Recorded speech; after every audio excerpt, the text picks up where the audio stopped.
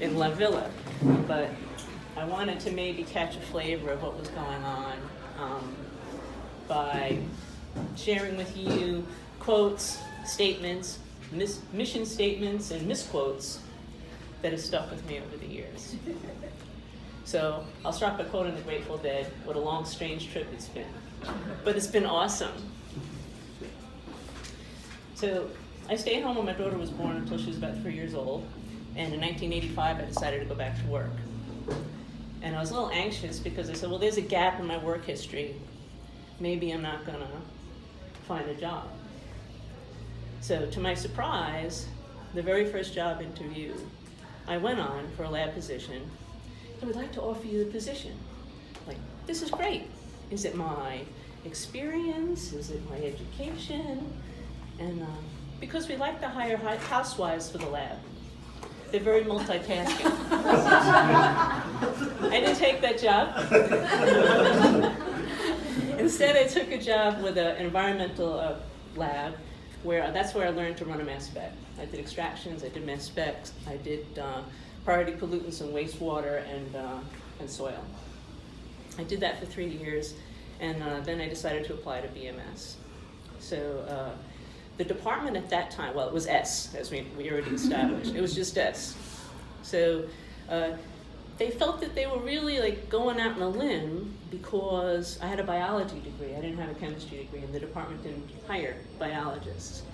And once again, I was offered the position, but not for my scientific skills.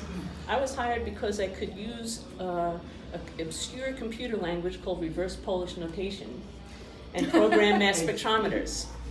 So at that time, mass specs were on minis. They weren't on micros. So it was a big deal. It was almost like a mainframe, but a little bit scaled down. So I was hired as the computer person. And we did a lot of clinical samples. I actually was hired to network the labs. I think I did the first local area network for computers in which data could be shared across the hard drives of the mass specs, and you could print computers or print reports from any particular mass spec.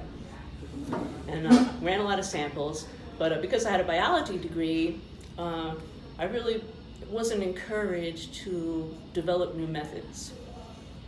So that took some time. So a couple of years after I started, Pat joined, and now I had a colleague, because he didn't have a chemistry degree either. And by that point, they were letting us develop methods. But they were olden times. The attitude there was, I don't want them presenting their work or talking about their work. They should just stay in the lab. I'll write it, I'll talk about it, keep them in the lab. But nonetheless, we managed to persevere, Pat. We did a lot of stuff together. We had a lot of changes in management. I had, a manager that I wasn't that thrilled with, and a couple of performance reviews that were not so great. So I remember one comment from one of my performance reviews. Celia quickly decides if you are competent or incompetent. and lets you know what group you're in. That's not true, right? Is that person still around? No. Another one was, Celia avoids tedium at all costs. I was like, that's a bad thing? Don't we all do that? Another thing I heard during that time, and I know Pat's heard it too, is, you need a PhD to get ahead in this business, Celia. I'm like, well, I have a bachelor's degree, I'm doing all right. Sarah, that's Ann, Bogdan, Jim, Laurel was here. We're all doing okay. Everybody has heard, well, I know I address myself to the women in the room. We've heard the more crude corollary, you need a penis and a PhD to get ahead. I don't think that's true. So tough times, Pat and I persevered. And on the toughest of days, I could count on Pat to console me with his famous phrase, Celia, we were born naked and we die naked. I always felt a little better, but I still don't really know what that means.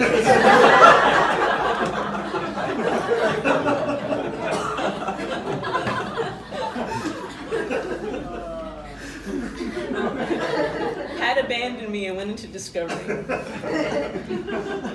So, like I said, we did a lot of clinical samples. We did method development, and that was always my favorite part of the job. You know, it was always exciting to me to get a compound, to try to develop a method for it, and then see what kind of data could be generated. You know, what was the story your method was going to tell? So I looked at Pat in discovery, and it's like, geez, you know, he's not taking methods that other people have developed and just running the same thing over and over again. He's getting to do new things all the time. He's getting to do things that seem very exciting to me. So I followed him. And you know, a manager who's no longer with BMS, again, said, oh, Celia, so what, you're going into the wild west of discovery? I said, no, I'm going to the frontier of science, because this is where it's happening. So my first project, as John alluded to, was with John. And it was super exciting because it was HIV attachment. And the very first compound that was put forth by chemistry was actually the ECN. I mean, we just hit one right out of the park immediately. And as a result of the speed with which we got to DP3, there was a Triumph Award given to the team. And I think today they'd be the Galaxy Award. So John, of course, was on the Triumph Award, and he said to the sponsors, I don't see the bar scientist. I said, why not? Why would we do that? And John said, because you wouldn't have gotten here without Bar. And then, if you don't put Celia's name on that award, then you take my name off. And I'll never forget that. And you know, as John mentioned, we had our differences. So I remember the day that he channeled Tom Cruise in A Few Good Men. Celia, we all want the scientific truth. Can you handle the truth? Yes, you can't handle it. We can handle it. But he also said, the high quality of bar data gives us the confidence to make decisions on programs. Well, as we go along the path of my 30 years, we have the famous bioanalysis is a circle. Of course, it's counterclockwise. Anyone know who said that? No. I've heard that once or twice. The famous 10 circle. Yes, yes. And you know, another performance review I had at one point from someone who's just recently been named is, Celia, your brain works differently than other people. And I guess that's why I always thought the circle was clockwise, not counterclockwise. Direction is irrelevant. It's true, it's true, it's an absolute. So another thing that comes from Tim, and I think we should think about this every day, is we can measure everything and anything. Everything we do is so incredibly important. You know, there are days when you want to kick people in the ass so hard you get liftoff off your foot. But you gotta, that's my living the dream, liftoff. But you gotta keep the big picture in mind. So the work we do is incredibly important. Everything you do makes a difference. And that's the excitement of drug discovery. You're right in at the beginning, the frontier of science. We are part of the process that changes a chemical into a drug. So along the way, you may develop assays that, say for S1P1, that have demonstrated to all of your colleagues, and maybe BMS in general, that dry blood spot sampling can give you the answers you need for a very kooky compound. And you do that with the support of your PCO co-chair, who eventually went on to become your vice president. You might have an assay that you've developed that's so important and it's so critical that BMS Legal tells you you can't publish that paper on Fucosyl GM1 because you're going to give away the company's competitive advantage.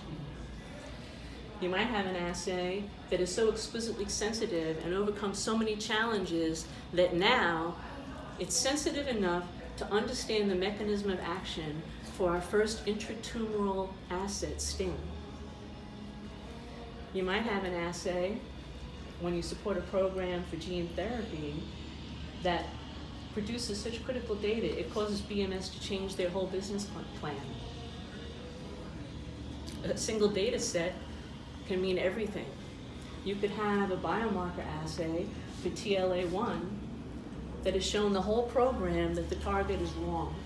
and it shuts the program down immediately. They're just going down the wrong path. You could have a single set of data that conversely gives hope to a program where they're down to the last compound and it looks like it's the end of the road. But your synod data is now enabling that compound to move forward, probably going to go ECN for IRAC4, fourth quarter this year. So on those days when you want to kick people in the ass, and you have every right to feel that way, don't forget what you're really doing here. I think I'm almost done. Yes, I think I am done. So I kind of went, on and on a little bit, but I just want to say that it's been an honor and a privilege to be here at BMS for 30 years. And I'm really, really proud to work with all of you. And I know we're going to continue to do great things, because remember, you know what? Every day you're doing something that's going to save somebody's life down the road, it's going to improve somebody's life, and don't lose sight of it. So I want to thank you all for your collegiality, your friendship, and all the help you've given to me all these years. Thanks.